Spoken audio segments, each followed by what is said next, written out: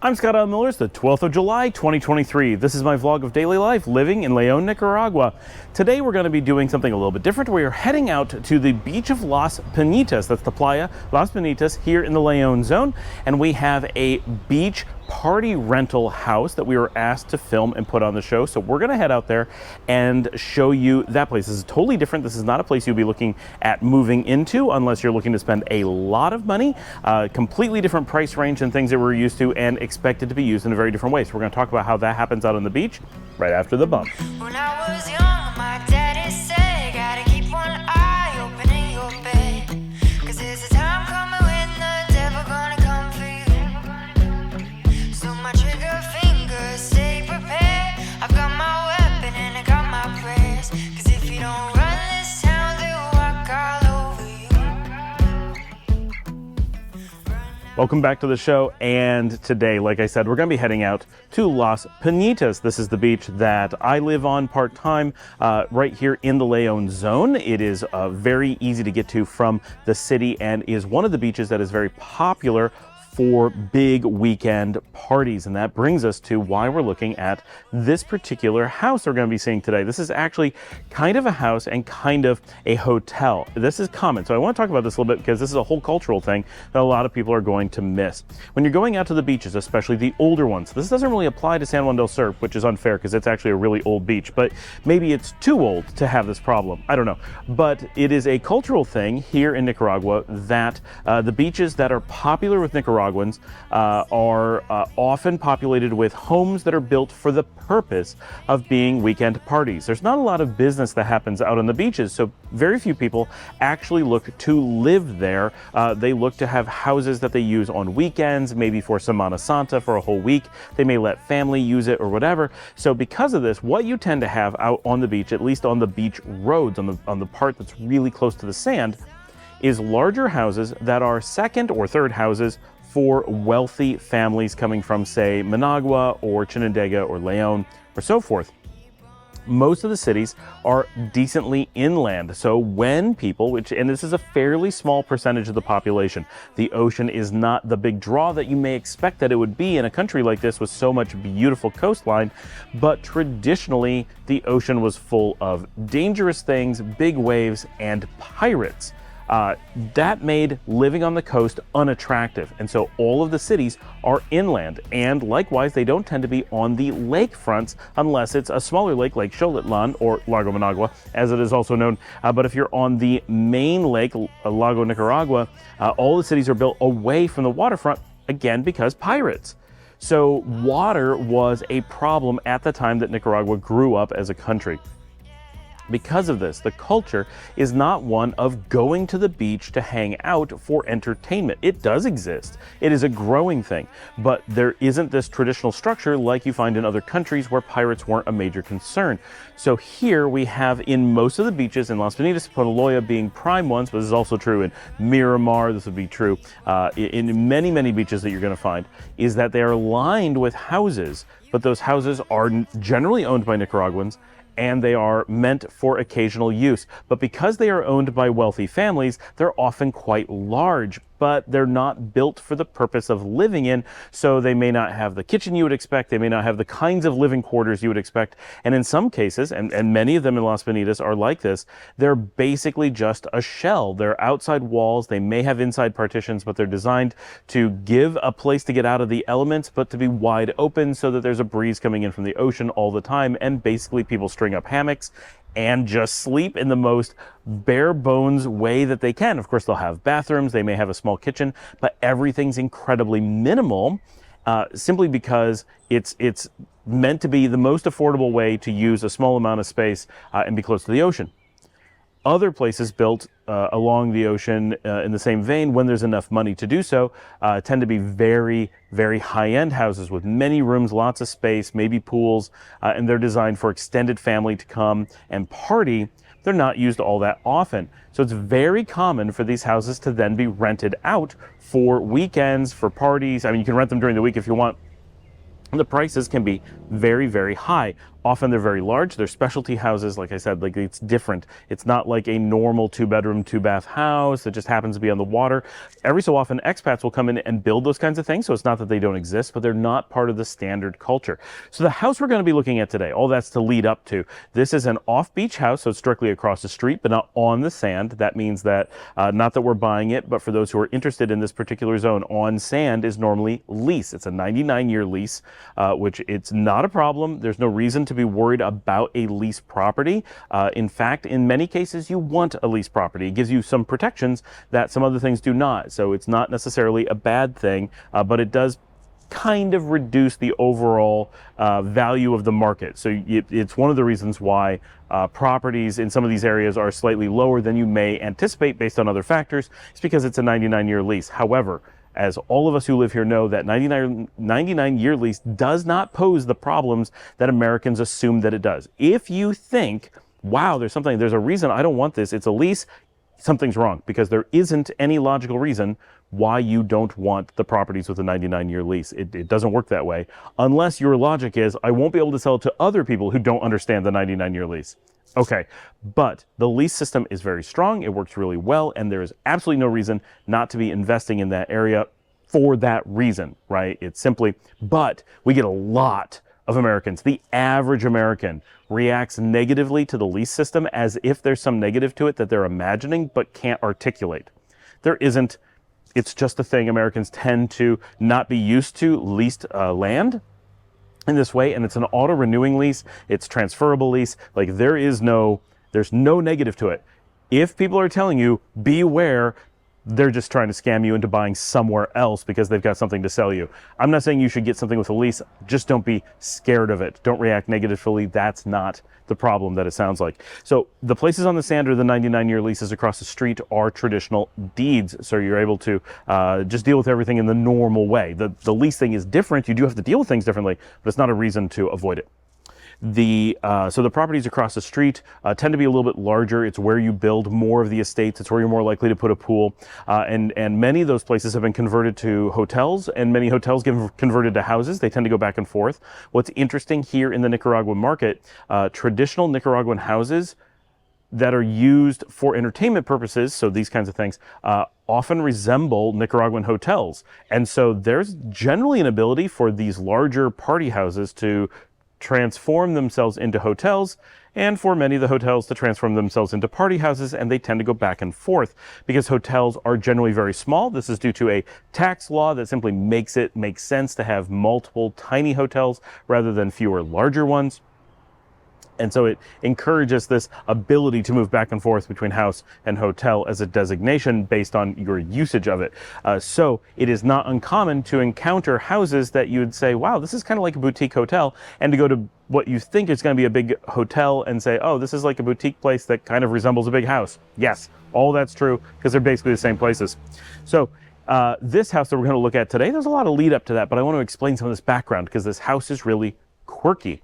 When you step into this house, as we're going to, you're going to find that it reminds you of a small hotel. And it exactly is. I've been to boutique hotels on Ometepe, elsewhere on the beach, elsewhere in the country that are essentially identical to this one. It has a pool that could easily be used for a hotel. It has outdoor spaces that are perfect for a hotel. It has a large number of rooms that gives you that hotel feeling. It's a little bit small as a hotel, but some of the hotels are within this size, and it's going to be priced, though, like you're renting a hotel. So brace yourself for the pricing, but it is a beautiful property that is and this is legitimately rented out to Nicaraguans because Nicaraguans are looking for this type of property for big weekend parties. So it's not the kind of place that you typically are going to rent for a month or whatever. Like a lot of people are saying, like, oh, I don't want a 12-month lease, I want a 6, or can I get a 2-month lease?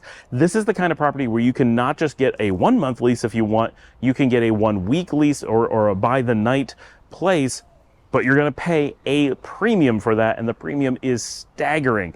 But people do because of its location, its size, its layout, and it's meant for people to come in, spend a weekend, bring in a staff to cater for them, and have like literally catering, like food, and like it's got a whole commercial kitchen, which is fantastic.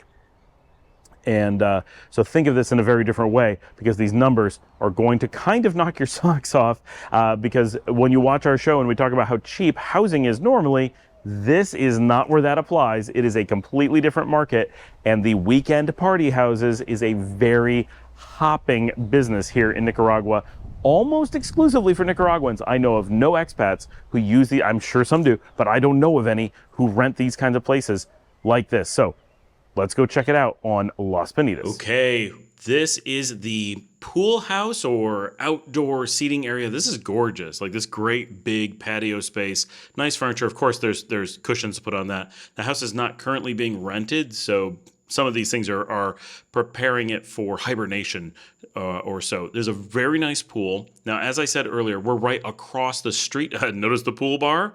Beautiful. We're right across the street. That wall there on the right, that goes up against the road. The other side of the road is the beach. So we're very close. Here on the opposite side, it's very popular to have pools. You want beach on one side, pools on this side. There are several rooms. These are set up for families. This is a party house. So notice they're kind of set up like family dorms, not as big as like a hostel dorm. And these bathrooms are fantastic. Not like hostel dorms where it's really tight. And that's a walk-in closet that we're sneaking by. But it's meant for families to be able to camp in, or parents to take a master, and all the kids, like all the cousins and stuff, to take another room. So that's really the way these are designed. It's how Nicaraguans often do it. So you can see this is set up to be a master. That last one was set up to be the kids. Of course, they'll rearrange them for you.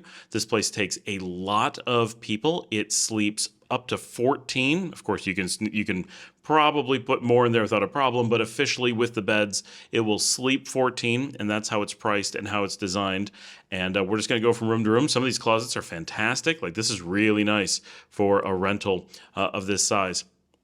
We're going to do kind of vignettes through the property, and then I'm going to do a final big walkthrough with the 360 cam, not in 360, obviously, because we're on the vlog, but we'll swing around and give you like a full walkthrough of everything so you can see it. But this pool area is the piece de resistance. This is where you're going to hang out. But these rooms are good. There's good sized rooms. The dining room, very formal, very odd for this type of house, but it's really neat. And the kitchen, which is very dark. So I apologize. I've talked about how dark everything is.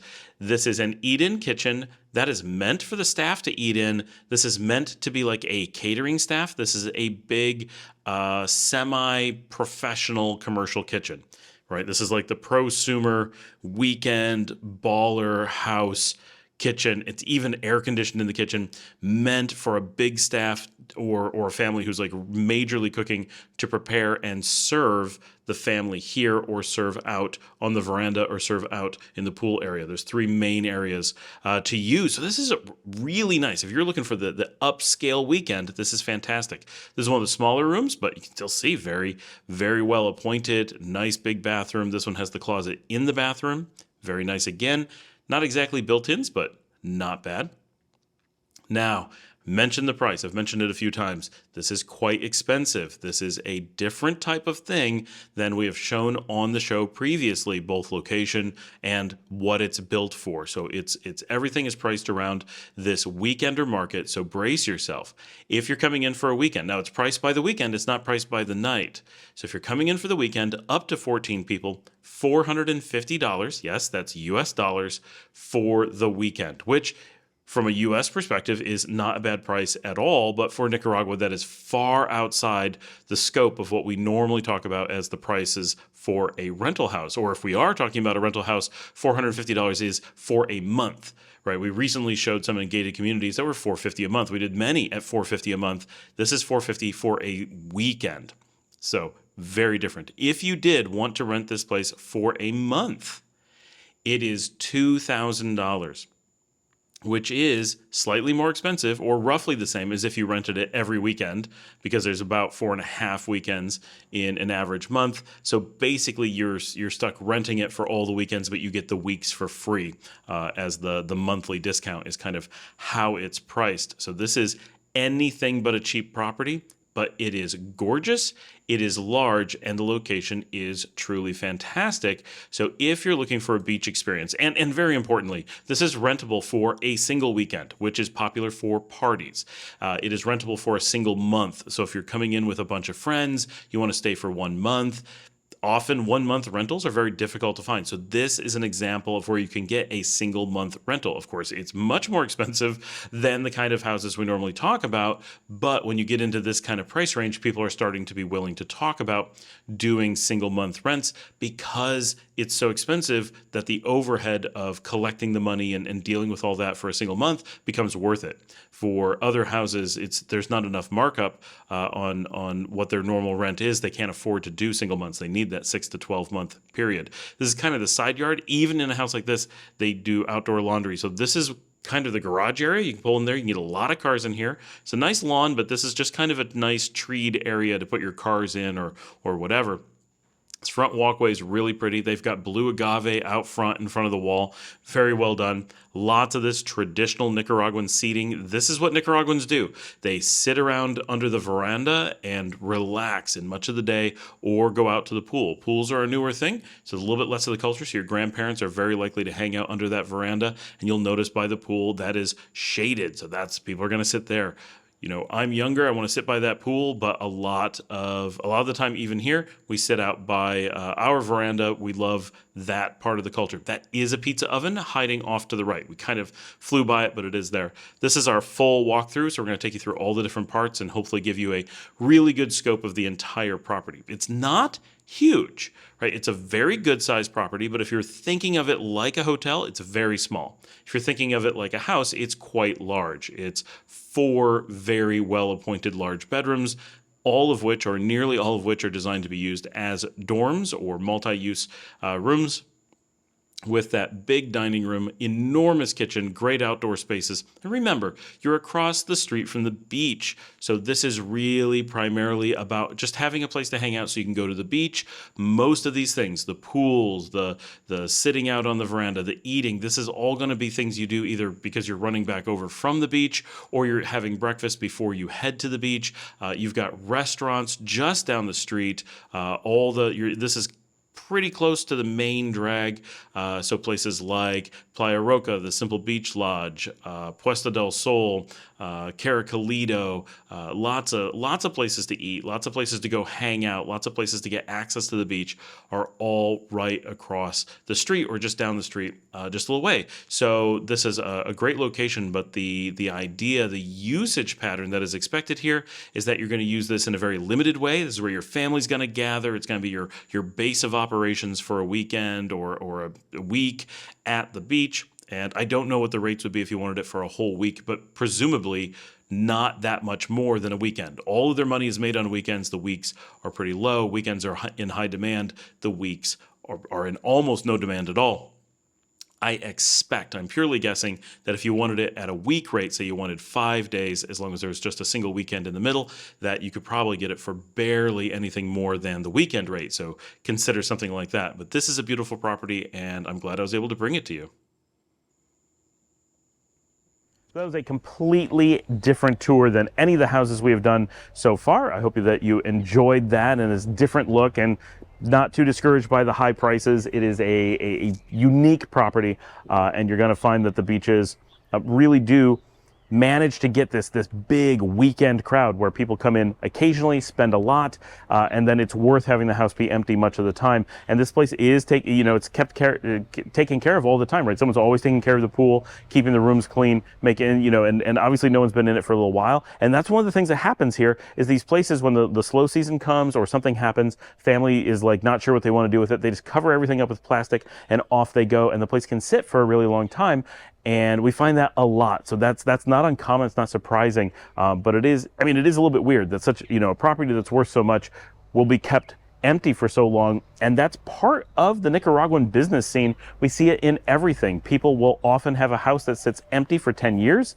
And when you're like, well, I'll give you less than what you were asking on the house, but obviously it's been sitting empty for so long, you don't have the right value on the house, and they'll be like, I'd rather just keep it and never see a penny. And you're like, that makes no sense, right? I think Americans are so drilled on business sense and like how to calculate the value of money over time and investments and what you lose when a house sits empty. And like every month you're like, okay, you're paying taxes, you're paying upkeep, you're maintaining it, you're worried about something like a fire, like there's risks that come with it. And so you want to unload it, and we always say, if you're in real estate, You have a house and you're like, okay, I could get 200,000 for the house, but it'll take 6 months to sell, or I could get 190,000 and it'll sell in 6 weeks. Which is better? And we like know how to run those numbers and figure out what we should do to price it, to move it. Of course, you're still guessing, but you don't want to, 6 months, what is the loss during 6 months? What could I have done with that money during that time? What are my risks during that time, and so forth? And that's something we're very used to. And in Nicaragua, people do not run those numbers, or they come up with completely different numbers or whatever. And so you'll find that people like keep a business closed, keep a house off the market for unbelievable amounts of time. And to Americans, we're just like, but you could have done so much with that money for the decades that this has been off the market. And they don't see it that way. They see it as not getting a good value for the house, so they'd rather just keep it for forever. In many cases, of course, some people are willing to sell it. But so you find places that are completely like sealed off, basically forgotten, left for forever, and then suddenly people will show up and do a bunch of work to try to get them open again and start using them and potentially put them on the market, but at very high prices. And then they don't sell, and then they go through the cycle again where they get like depressed, or they have a family fight and decide not to bother to try to sell it, or they decide they want to try to use it or whatever.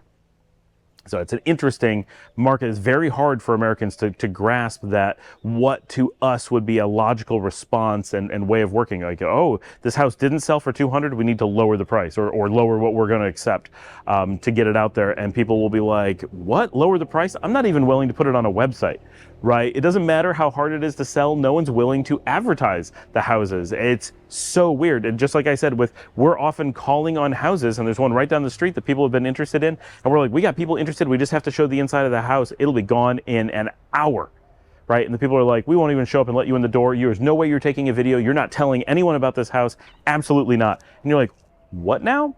Like, and we're not talking to a real estate agent in most cases who is like, you're trying to cut in on my commission. That I would understand, like a bit of distrust. We're talking about the owners, where the owner is like, you will not advertise or get the word out about this property that I've been putting up placards to try to get attention for.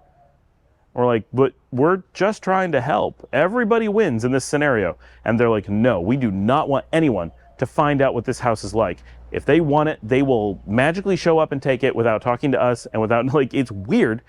And I've seen a house that we have a lot of interest in. I've had a lot of you reach out about a specific house, and it has sat empty for a year and a half. They advertise it, they answer the phone, but when you try to go see it, they don't show up, and they're like, no, we refuse to show it to you. Year and a half, they've been trying to get the word out by placards about this house and won't sell it. So that's just real. And yeah, I harp on that one, but that kind of thing happens over and over again. We're constantly being bombarded with people who are just not interested in moving a house. It's very strange, but you have to be ready for that kind of, Americans are so conditioned to, this is what makes business sense, this is what makes money, so you do it every time right away. And when people are like, oh, but I don't want to sell a house, Americans are like, are you being emotional about a house? What is wrong with you? You don't do that, right? Americans will get right in, like, you are being foolish. You cannot become emotionally tied to an investment. Your house is an investment. If it makes sense to sell it, you sell it. If it makes sense to hold it, you hold it. But it's math. It's not emotions. And here, both people are not trained that way very much, and there isn't this strong culture of calling people out on it, right? If someone says, well, I feel very emotionally tied to this house, people say, oh, I understand, right? That's your thing. And that's fine. But in America, the culture is, don't let people hurt themselves financially. You get in their face and be like, just like in a normal investment, you have stocks. Oh, the stock market is down right now. You do not sell. That's how you lose all your money, right? It's okay. It's expected for you to protect each other financially. Like, don't let people get emotional and make irrational decisions that could cripple their family's finances. But here, it's the opposite. It's, if that's their emotion, if that's the emotional position they're in, okay, it's their prerogative. You don't point out that financially that doesn't make sense. It's just a different culture. But because of that, it's very difficult for Americans to predict business logic in this environment, because it just doesn't act the way that we would expect, and not the way that you could project through maximizing financial outcome. Thanks for joining me. Please remember to like and subscribe. And in the topic, wow, my brain just, of financial income, please consider sponsoring the show by buying me a coffee at the link that I will pop up above, buymeacoffee.com/Scott Allen Miller. When you go to that link, it comes directly to me. It helps support the show, all the equipment, the time, the gas, the going out to all these places to film, to bring this information to you. It takes a lot of work to do this. We really appreciate everything that you guys do to help make this possible. And if you're looking for assistance in relocation, or if you want to find out about this house today, I don't even know who the owner is, but our lawyer had us go out and show, so we're a couple steps removed, but we're able to get in contact with them. If it's something you're interested in renting, absolutely reach out to us at info@relocatenicaragua.com. We'll get you into contact with them. We're not agents. We'll just hook you up and you can talk to them and work out a price or whatever, find out what the schedule is. And as always, tell your friends about the show, share this, post those links on social media, and I will see all of you tomorrow.